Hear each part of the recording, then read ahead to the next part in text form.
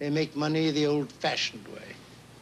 They earn it. Hot take, the best way to acquire crypto is to earn it. Do you write tweets? Do you use social media to share your art, blogs, or videos? Goodness, do you watch videos? You could be earning crypto doing it. This video is part of a series about using crypto every day. And in this episode, we'll explore a bunch of different social media platforms that can help you build up your crypto portfolio just by doing much of what you're probably already doing. I post my earnings every month for people to kind of keep track and see what is actually possible. Scott Cunningham is a prolific content creator who spends most of his time trying out new platforms and products in the crypto world and vlogging about his experience. Hey everyone, I'm Scott Cunningham, aka Scottsy Business. He says, as more people start to earn and spend cryptocurrency, we're seeing a closed-loop economy emerge where people can live entirely on crypto. It's at the point where it's like a livable wage for me. Earning is a great way to get into crypto without going through centralized exchanges. I'm ready to make some money now. Great, so let's look at some of these platforms. LBRY is a really cool platform. You have everything that you would have on YouTube, but completely decentralized. LBRY is a peer-to-peer video watching app. Your videos are hosted by any number of people in a decentralized way, but you can also watch videos through the website Odyssey, a really cool front end for the LBRY network. Users and content creators alike can earn cryptocurrency. There are no ads, it's privacy focused, it's heavily free speech oriented. LBRY is really trying to be the YouTube alternative. I prefer to call it a successor to YouTube rather than an alternative. YouTube started out as the place for an independent content creator to earn money without having to go through gatekeepers like recording studios or cable networks first.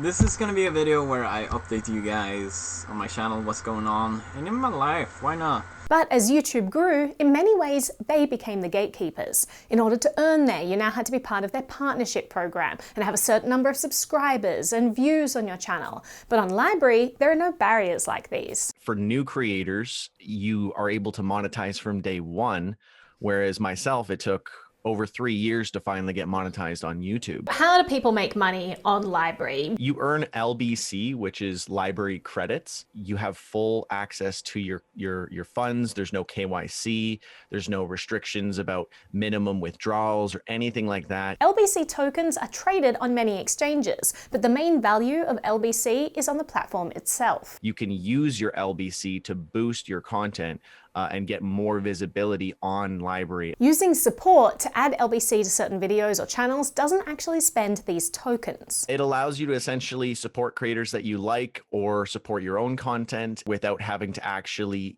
give up any of your own funds to do that. Essentially, people are lending you money to help boost your content. There's also a tipping function on LBRY. If you want to actually just give them those funds as like a pure donation versus just supporting, you can also do that as well. Or you can put content behind a paywall and people will purchase it using LBC.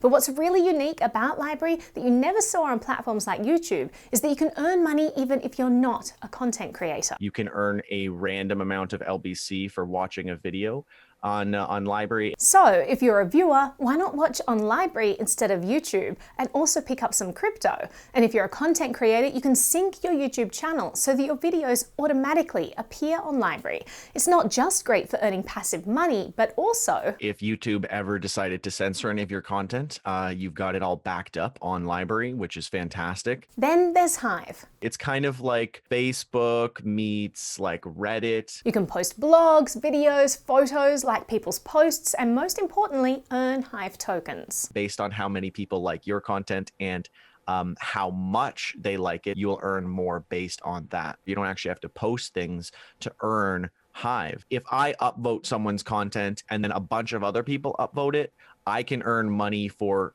curating good content because I helped get something more trending. If you know something is going to do well or you have a good eye for content, you can actually earn a fairly decent amount of cryptocurrency just by participating and liking and engaging with content that you think is going to do well. Not a bad day's work. Most of us do that for free on Twitter and Facebook. It can be confusing how to access Hive though. Anyone can build an app or website that accesses this decentralized Hive blockchain. There's a bunch of different interfaces that people can access. It just just looks different, but everything on the back end is all the same. So essentially, there are multiple different websites you can use, but you're still using Hive under the hood. I probably use PeakD the most as my blogging platform. I typically use 3Speak where I post all my videos. For like a Twitter status update type platform, they have D.Buzz. They have basically created all of the social platforms that you know today, but in a decentralized way, all existing on one network. The Hive token trades on major exchanges, so you can earn money on the platform and cash out into other cryptocurrencies. Or you can also stake on the platform. You lock it up for a certain amount of time. And doing this pays you interest. Some Hive users who are not content creators earn low double-digit annual interest on their crypto passively. One thing people criticize about Hive, though, is that those with large amounts of Hive tokens are able to disproportionately affect the popularity of certain posts. People might rely on a whale's upvote to earn a lot of money. So, if you're just a minnow content creator just getting started, you have to be strategic about getting noticed. But the same really goes for any platform and building a following. At the end of the day, people are still earning a lot of cryptocurrency on this platform. The great thing is that it's all decentralized. It's all up to you. It's all owned by you. There is no Hive company that's going to come in and ban you. If all the staking and locking up and lending is making you dizzy, Float might be more straightforward. It's like a Facebook alternative, but also allows people to send you recurring Bitcoin donations. Kind of like a crypto Patreon. You can subscribe to your favorite content creators and then you can send them a monthly little Bitcoin donation. It's a cool patronage service that also has a live stream feature, super chats, and a fan model where subscribers get exclusive access to content and early rollouts. Minds is kind of like Facebook, and it also has a YouTube sync feature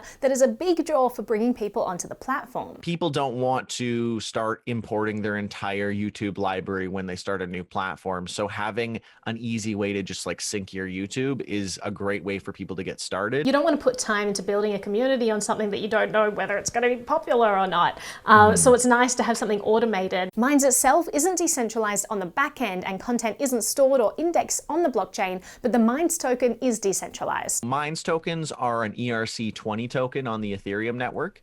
And mainly you can trade them on Uniswap. You earn the Minds token from engaging on the platform. That includes receiving tips from people, earning by commenting, liking to boost content, staking. You can be paid in USD, BTC, Minds token, or Ether. You can only cash out at every $100 or more in value. You do have to have a Minds Plus membership to be able to withdraw the earnings that you get. Read.cash is great for blogging. It's like Medium where you can write articles, but you can also post little status updates. But instead of clapping like you do on Medium, you can actually send someone a tip. Yeah, exactly. And you can still upvote and downvote and all that good stuff as well. Where crypto really shines is with microtransactions, being able to support creators directly with small payments for their blogs or videos. Read.cash uses the cryptocurrency Bitcoin Cash for these transactions. They have like a random tipping bot that will give out tips. They also have a boosting model where you can just use your Bitcoin Cash that you've either earned or deposited and you can boost your content within the network. Another cool way to boost your content is through something called a sponsorship, which allows people to bid on a little ad placement on your sponsor block. You can pay to sponsor someone's page or their content and you can show up as like a sponsor on their profile. Another platform that uses Bitcoin Cash is Memo.cash. It's kind of like the crypto version of Twitter. It's short amount of characters. The content is actually existing on the Bitcoin Cash network. And people can tip you if they like this content. It also allows you to mint your own token, which is very, very cool. Bitcoin Cash has a token ecosystem called SLP. And since Memo.cash is built on Bitcoin Cash, SLP token creation is a snap. I've created my own token, a completely useless thing called a redback, but it was fun to experiment with. It's almost like a form of communication where like you can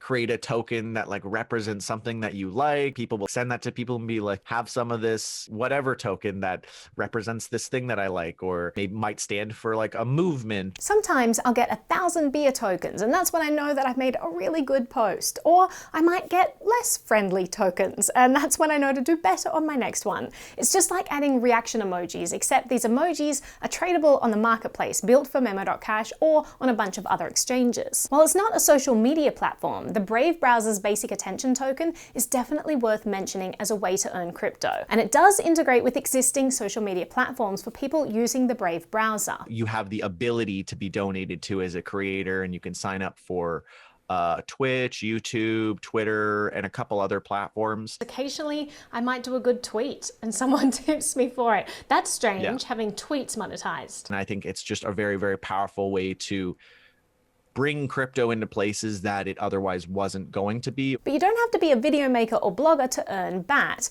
You can also earn BAT from watching ads. Brave blocks ads and allows users to opt in or out. And if you opt in, Brave is willing to pay you for your time through BAT. You will earn, I believe it's 70% of the revenue from the ad just for seeing it. They're very unintrusive. I honestly barely notice them. You can spend it on gift cards. You can, transact it on exchanges. Or feed that BAT back into the economy by tipping people. Cointree is another tipping platform where you can send someone a message and receive crypto. Just to be clear, I'm a little biased about this one because I created Cointree. It was a tool that I felt I needed in my life as a content creator, and it's become especially popular as a crypto tipping tool for live streams because vloggers can read out your message on air when they receive a tip. It also works as a handy link page for all your crypto addresses as well as all your social media platforms. I'll absolutely recommend using Cointree as well because it makes it just way easier to have one place for everything.